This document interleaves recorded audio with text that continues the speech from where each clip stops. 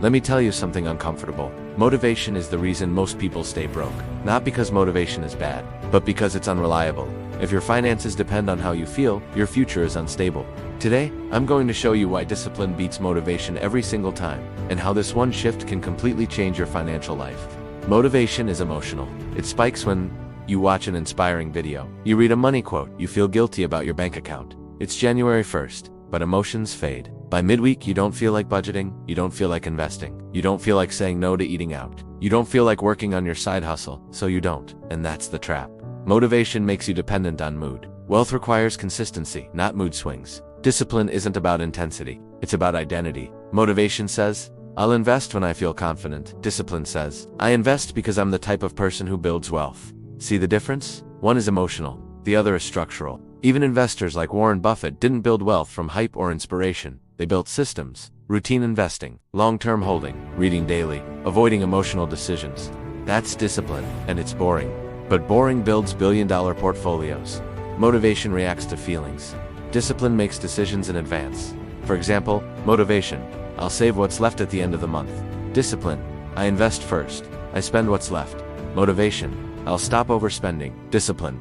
I remove my card from shopping apps. Motivation. I'll try to be better with money. Discipline. I automate my investments. One hopes, the other designs systems. Wealth is system-driven. Here's the real reason. Discipline matters. You are your biggest financial risk. Your fear, your ego, your impulses, your stress. When the market drops, emotion says panic. When you get a raise, ego says upgrade your lifestyle. When you're bored, dopamine says spend. Discipline steps in and says, no, we stick to the plan. That emotional control is the difference between people who build assets and people who stay stuck. Let's make this practical. Here's how you build discipline and money. 1. Automate everything. Remove decision fatigue. Invest automatically. Save automatically. 2. Create rules. For example, no purchases over Philippine peso 5,000 without 24-hour delay. 20% of income goes to investments. No lifestyle upgrades for 1 year after a raise. Rules remove emotional decision-making. 3. Track weekly.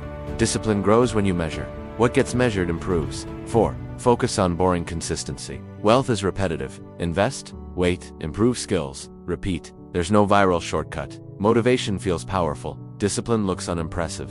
But motivation builds excitement. Discipline builds results. One feels good today, the other makes you financially free in 10 years. And most people choose what feels good.